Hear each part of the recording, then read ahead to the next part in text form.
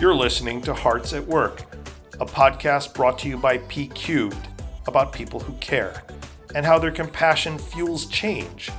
Hearts at Work explores the remarkable stories of those who are dedicated to helping others. Get ready to be inspired.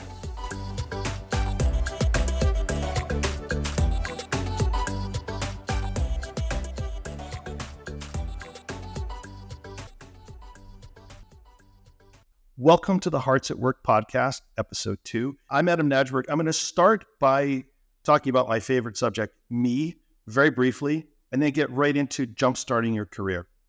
So first of all, I'm living in Singapore. I am a former journalist. I work in public relations, and I've been organically career coaching and mentoring people since 1997. It was always a sideline, still is a sideline, but it's one that I take quite seriously and passionately. Began by helping people who were looking to get into journalism, and then it expanded out to journalists who were looking to get a leg up. And then it went from that to journalists who are looking to transition into other careers, and also people in public relations or content who are looking to get a step up as well. And now I've added a few more arrows to the quiver. During COVID, I took a life coaching course, which made me a little bit less vocational and a little bit more existential in speaking with clients. I also discovered a couple of other things that basically a lot of people hit a certain stage of their career and they have not had a chance to interview or redo their CV in many, many years. So we have a lot of first timers entering the job sector who don't really know how to communicate with employers. And we have, or would-be employers at least, we have people who are in mid-career who are used to communicating with would-be employers in a kind of outmoded fashion. Everything was very, very fast. And one of the reasons why I went to upskill and get more existential about this is because it used to be a fairly straightforward process to apply for a job. You would see a help wanted ad, you'd put in an application, you might get a polite rejection letter, you might get a call inviting you to an interview, but it was very straightforward. And then came the digital days. And digital days, as we are now living in right now, move very, very fast. And as I'll explain, they get more and more complicated pretty much every month, every year.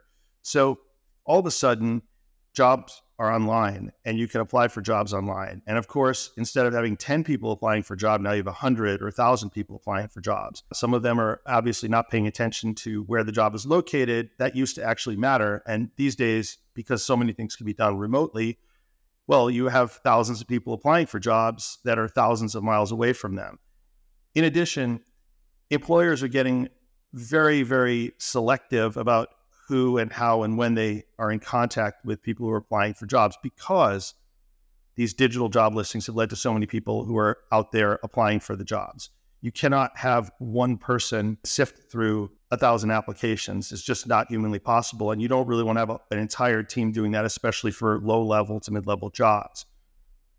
So what we have, and what I'm talking about, is artificial intelligence. And artificial intelligence is what prompted me to write my book last year, Jumpstarting Your Career. This is not me touting my book. This is me trying to explain to you how to help break through the frustration, because you're right if you feel frustrated. You're right if you think that the whole market is stacked against you. It's interesting to me, this is not a rant against LinkedIn, but it sort of is, because LinkedIn takes our money if we want to be premier members of LinkedIn. And they also take a lot more money from employers. And basically, they're playing both sides. And since the employers tend to pay more, guess who gets favored in the process? And what that means is LinkedIn is investing a lot of money in artificial intelligence to make it a lot easier for employers to get rid of your application really fast without a human being ever touching it or seeing it. So enter my discovery, where I started to apply for a bunch of different jobs that I didn't want under fictitious names, and discovered, even though I was qualified or overqualified or more qualified, than the job listing would indicate, that I was rejected pretty much from over 99% of these jobs. I really did this scientifically. And when I looked at it, I went back and started to do it again a few months later. And I started to do things like add in keywords that were in the job ad. I did things like changing my location. I also scaled back on my job experience for lower level jobs. I scaled back on my education for some of the jobs, and actually found myself getting It went from a 99 point something percent failure rate to about a 90% failure rate. And I did it one more time before I decided to write the book. And I got it down to about 85%. And I realized something, that if and for those of you who are listening, you know that you're qualified for a lot of the jobs that you're applying for, and yet you never hear back from anyone. You never even get a polite thank you, but we'll keep your CV on file maybe next time. And a lot of that is because there's some kind of algorithm going on that the employer has popped in all the search criteria into AI bots that they themselves are using, or they're using tools from LinkedIn and LinkedIn's algorithm and its process of weeding out job seekers. So how do you get past this? I don't have an easy answer, but I think it starts with a few different things. We'll get back to AI bots in a minute. I wrote the book because of the AI bots, and I saw that just by massaging how you describe yourself, that you can pass the AI bots fairly easily compared to if you just use a standard CV that you have not purpose prepared to get past AI bots. But if your base material is not strong, and as I mentioned earlier, a lot of people who are getting to the job market haven't been in the job market for a very long time looking for jobs, or maybe are just starting. So the premise of Jumpstarting Your Career, and that is not just the title of a book, it's how I position, how I coach people.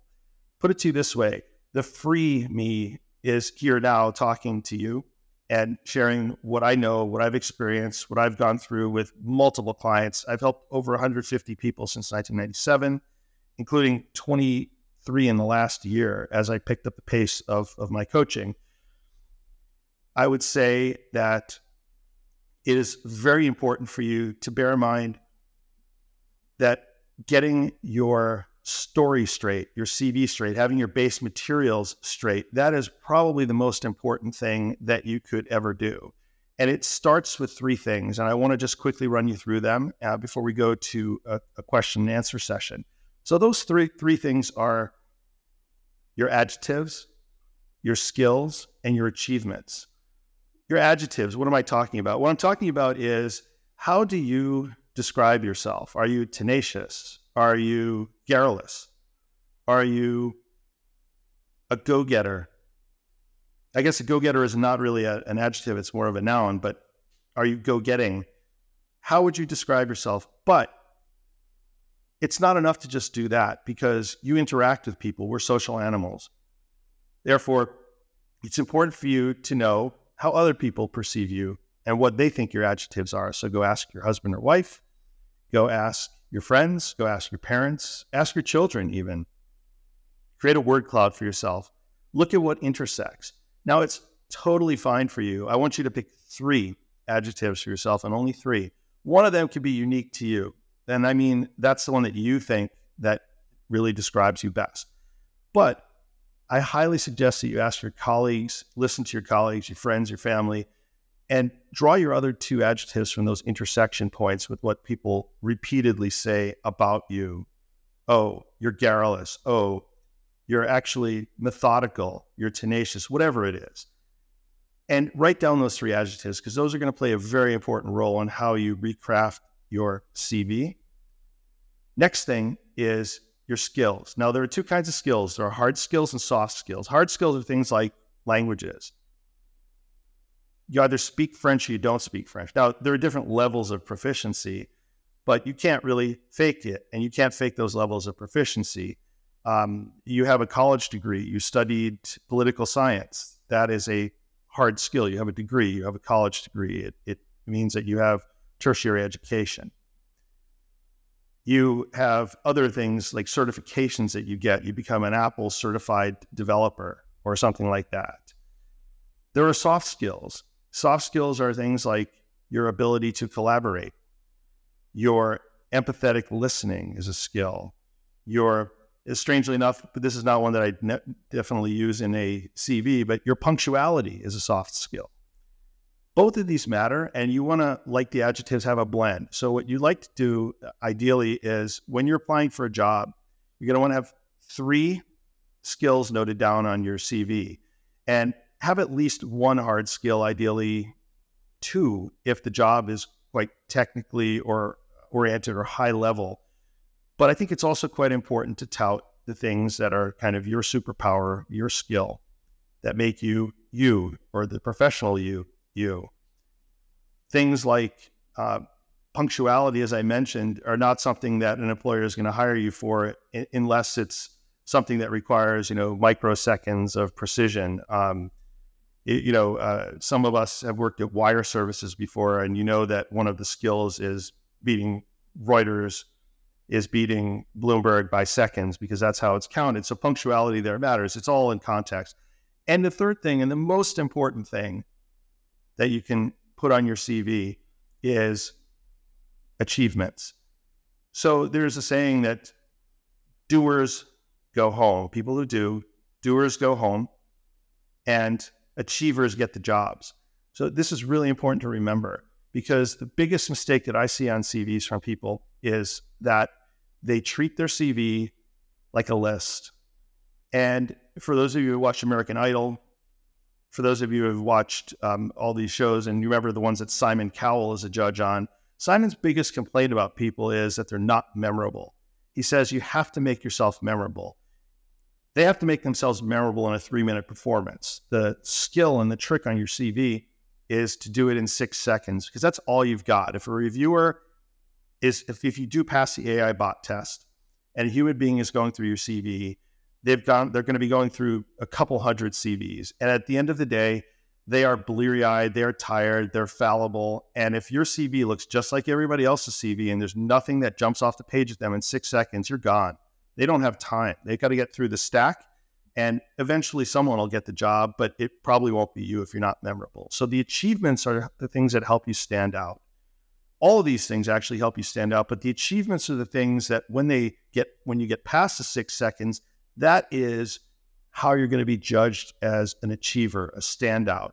Let me give you an example. What is an achievement? So here's what a doer would say. A doer would say, I worked at IBM and I was a data entry person, and I entered data from, for 8 hours every day to ensure the efficient operations of the company, or something. It's quite a banal, made up statement, but generally I see a lot of this on CVs.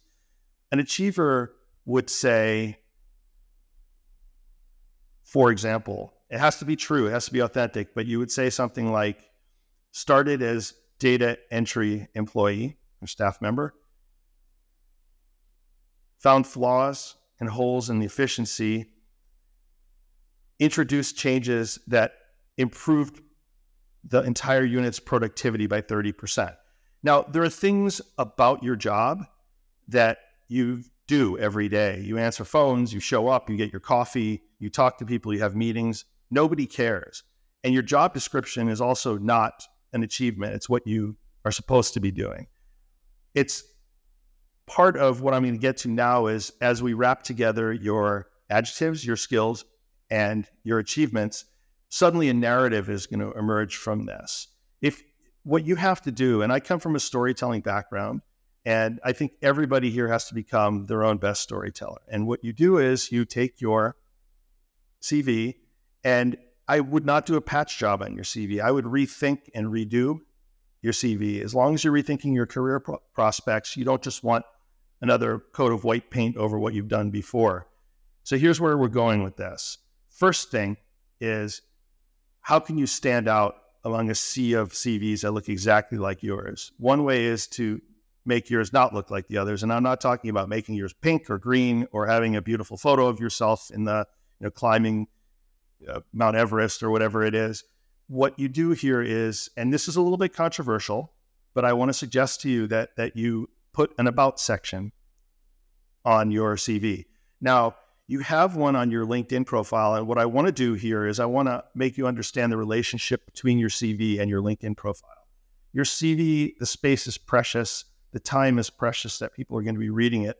That has to be tight. It's a blueprint it's digital breadcrumbs of how great you are professionally. It teases and tantalizes. It makes you memorable. The LinkedIn profile is where you can lengthen the whole thing, because you're renting someone else's space. And people who are looking for you, well, they're going to land on your page. They're not necessarily as pressed for time as they are when they're looking at your CV because you've definitely applied for a job. You want people to graze on your profile. So give them a little bit more, but don't give them the whole story. Give them, if you're doing on your CV about, 15% of your story, give them about 25% on your LinkedIn profile. And the other 75%, they got to get your butt in the chair for an interview to hear how great you are personally. So let's go back to rethinking your CV because it starts with that. And then your LinkedIn profile will come and it'll get longer. Now, normally, as a former journalist, I write things long and then I edit them down. And usually I get copy from, when I was an editor, I get copy from reporters and edit it down. I want you to think about this the other way around. Write short first, and then don't forget what you've cut, what you've left out, but you do want to add it in later. You just want to be very selective about what you add in. So on your CV, have an about section, no more than 3 sentences. And I don't mean a very long block of text, but what you want to do is you want to describe yourself. You want to slip in at least one of the adjectives, one of the skills, the most important adjective, the most important skill, and you want to summarize all of your achievements. And what that means is you have to step back and look at the commonality of them. So your achievements are generally the result of your skills, your adjectives, and just a lot of work that you put in to get to the achievement. So what you want to do is you want to make it clear. If you are a person, for example, for me, I am tenacious. I do not take no for an answer.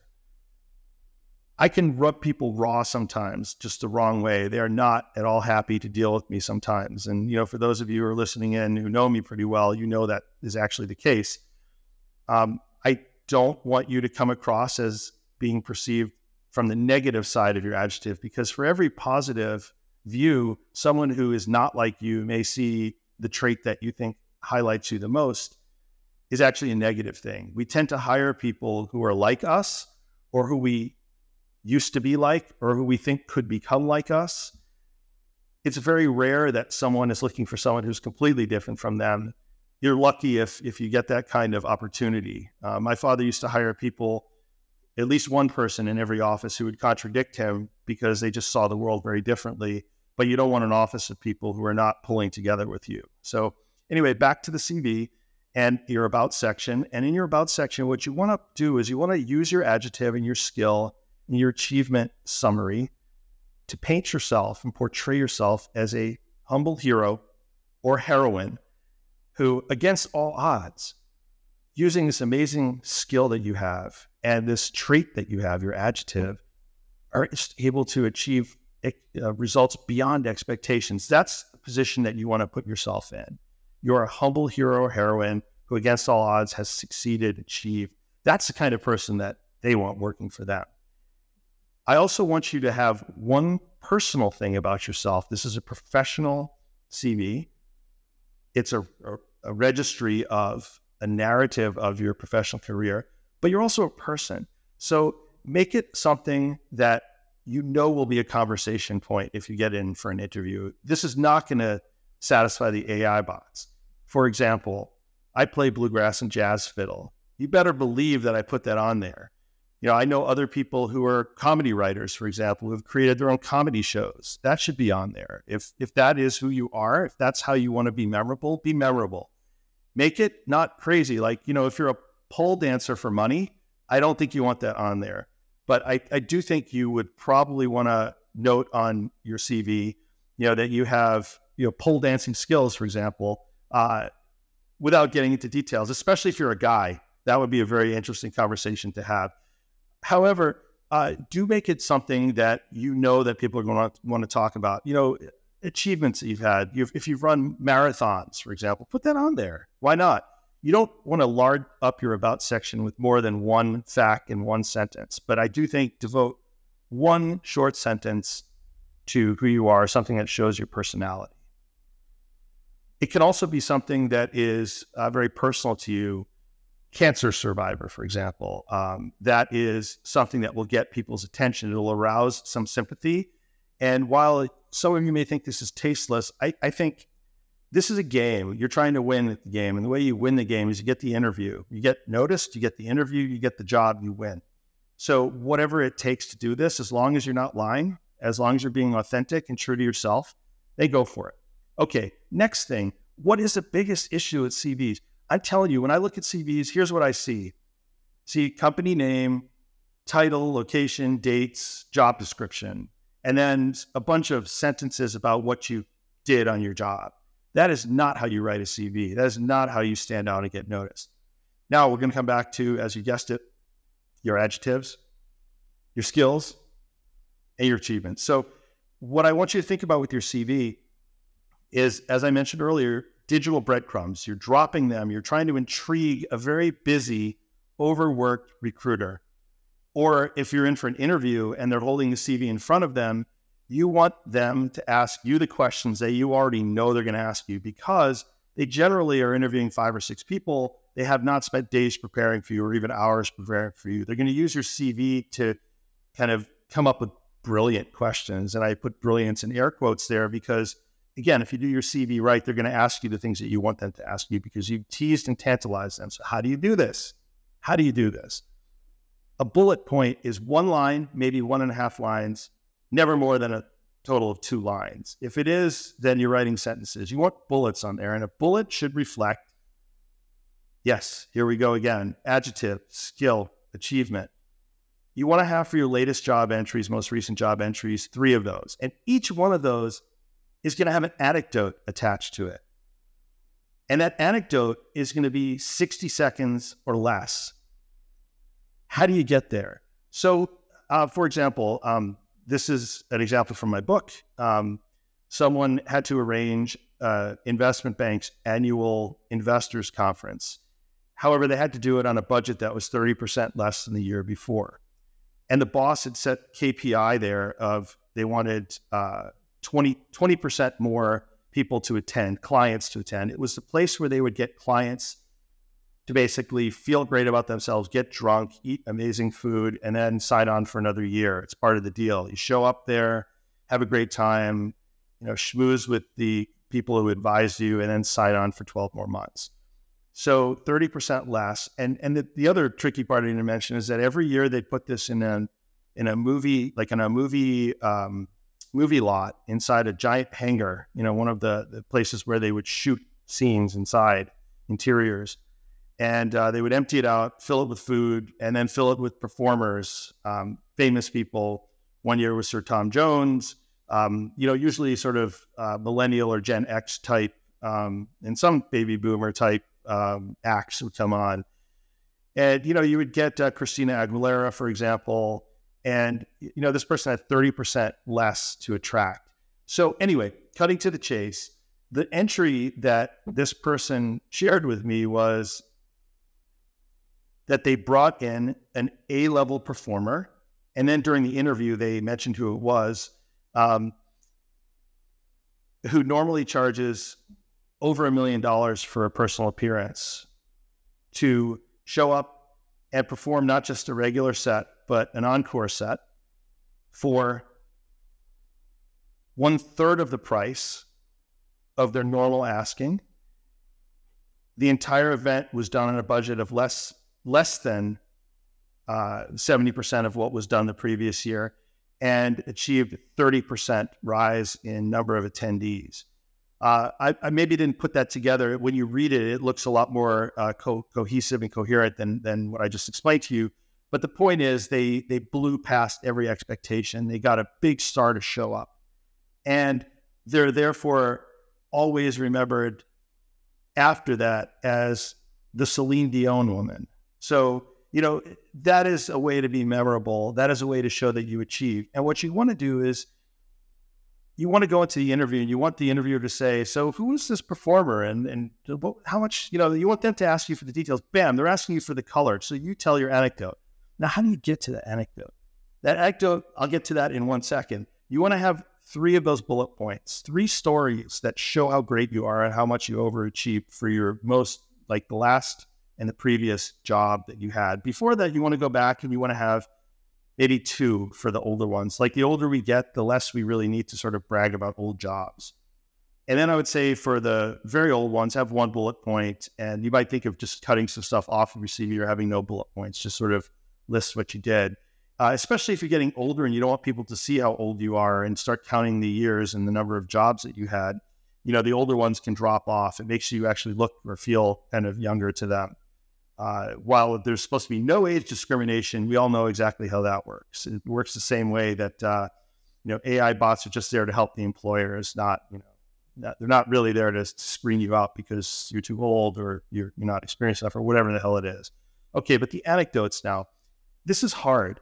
This is really hard. I don't know if any of you have ever done any acting, but what you have to do is you have to create a persona for yourself. Daniel Day-Lewis would immerse himself for 6 months in a role, like when he played Lincoln. I'm not saying you need to do that, but in a strange way, what will happen is your persona will become your person, because once you've done this a few times, had the job interviews, you'll go through your professional career realizing, oh shit, I should have portrayed myself this way and I would have emerged better in the political war. So, you have to have sort of an office game face on when you're living your professional life, but especially when you're putting together your CV, especially when you're putting together your persona and your narrative here. So what you do is you tell the entire story and write it down, write the whole story down and read it out loud. And it's going to be 5 to 10 minutes long. And it's way too long. But what you're going to do is you're going to go through it. You're going to be your own best editor and you're going to chop it in half. Be ruthless. Get it down to 2.5 minutes. Once it's down to 2.5 minutes, I want you to tell it to your mother, your father, your kids, your spouse, colleagues who, you feel are discreet enough to not let it be known that you're looking for another job if you still have a job. But what you want to do is you want to look and read them for expressions. When you say something that's kind of funny, do they laugh or smile? When you say something that's tough about how you overcame the cancer diagnosis, and you were in the midst of chemotherapy, but you still showed up and produced that earnings report for your company, and had a highly successful investor relations meeting with your the top investees in your company. Like, those are the things that you want to see. Are people like looking sympathetic, empathetic, compassionate, whatever it is. And then you want to go back and knock it down further, like cut out all of the fat. Okay. And when you get it down to about, let's say like 80 or 90 seconds, what you want to do is you want to tell that story to yourself in the mirror. Literally look at yourself in the mirror and tell that story to yourself. And I want you to do something weird, which is animate yourself. Like the way I'm talking to you right now. If I talk to you the way I normally talk, which is kind of like this, it would be a lot more subdued and you probably would nod off to sleep. It's 8 o'clock. You probably had dinner on the East Coast of the United States and you're falling asleep. But what you do is you punch it a bit. You punch it up about 15% because you're not your person, you're your persona. And when you tell that story, you got to be memorable to people. They have to think it's the first time you ever told the damn story. You got to make them laugh. It's so hard. Comedians do this every night. They go up on stage, they use the same material, and they still get a laugh because you know what? You may have heard it 1,000 times and told it 1,000 times, but they haven't. And the reason that you have 3 of these anecdotes, by the way, for each of your job entries is because if you end up having the same person show up at your next interview, you never want to be using the same material. So you go to anecdote number 2 or anecdote number 3, or you switch to another job. And these things come up in the context of, so tell me about a experience you had with a difficult boss. You want to be able to, that's like one of those big red flashing alarm lights, oh my God, how do I get out of this one? And be prepared for it. You have an anecdote that talks about how you get into dealing with the difficult boss, making it clear that maybe it wasn't, or she wasn't so difficult. It's a perception issue. Everybody has something that motivates them and that resonates with them. And your job when you work with other people, regardless of boss, colleague, someone who's a subordinate, is to understand what motivates them and activates them and get them excited about what you have to say and get them interested in what you have to say. So your anecdote, very, very important that once you get it down to 80 to 90 seconds, they're able to deliver it with confidence as if it's the first time you ever told that story. And what you'll find is you'll become your own best editor one last time. You'll get it down to about 60 seconds. And that's pretty much all you have time for.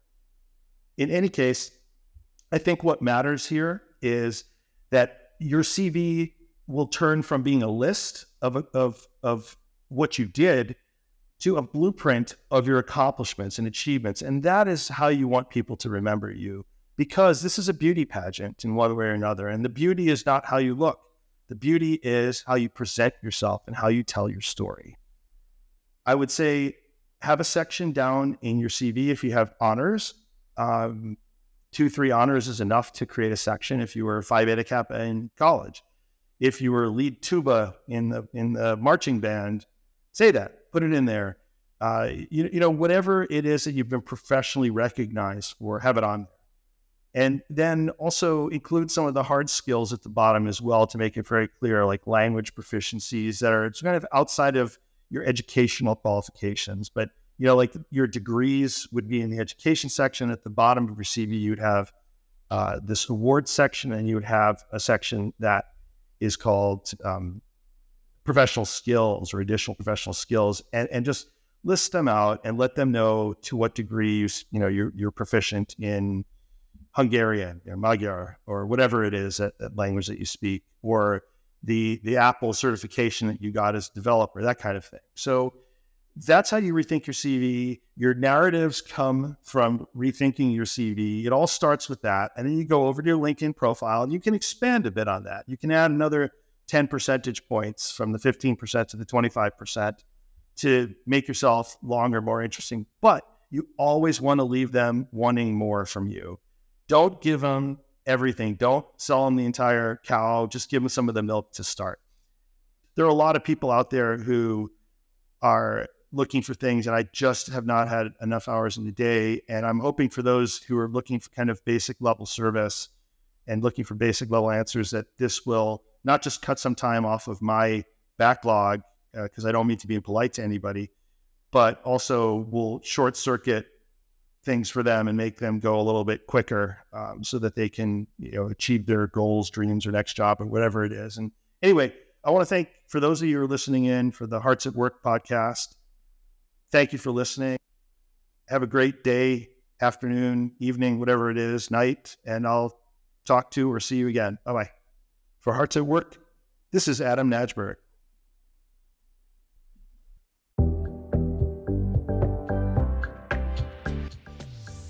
You've been listening to Hearts at Work, a P-Cubed production. P-Cubed, short for the Power of Positive Psychology, is an agency that focuses on career and life coaching to help bring out the best possible performance in people through positive psychology.